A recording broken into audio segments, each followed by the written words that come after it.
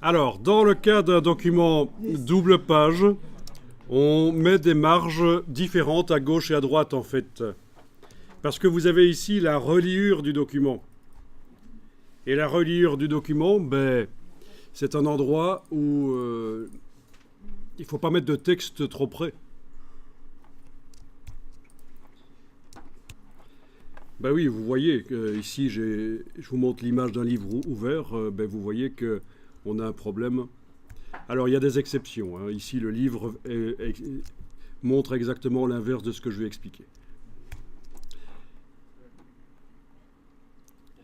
Donc, vous voyez, le problème, c'est que si le texte est trop près de la marge intérieure, eh bien, il devient difficile à lire. Donc, il faut faire une marge intérieure plus grande. C'est ce qu'on va faire.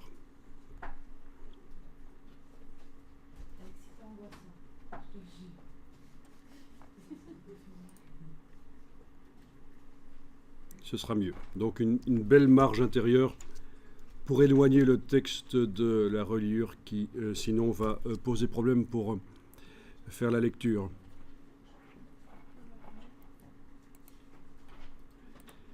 Alors, vous double-cliquez sur le gabarit. Vous êtes à nouveau dans le gabarit. Il est indiqué à gabarit en bas à gauche. Si j'insiste là-dessus, c'est parce que souvent, quand je dis de double-cliquer sur le gabarit, on fait simplement un clic. Et donc, on n'est pas entré dans le gabarit. Moi, j'aime autant qu'on entre dans le gabarit par un double clic. Puis, vous allez activer les deux pages. Majuscule clic.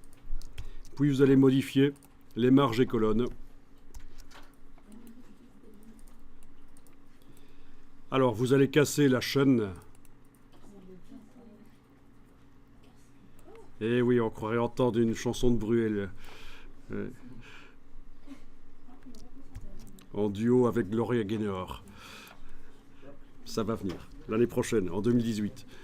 Ok, alors on va régler le problème ici. On va modifier le petit fond.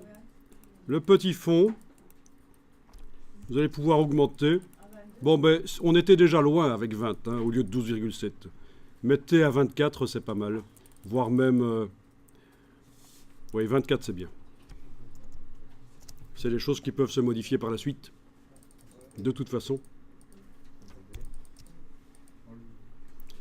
Par contre, le grand fond, vous pouvez modifier si vous voulez, rapprocher un peu du bord des pages. 16.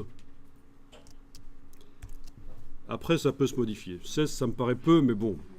On a ce qu'on veut démontrer ici, c'est que le contenu, on va le placer principalement dans la zone des marges et il est assez éloigné de la reliure.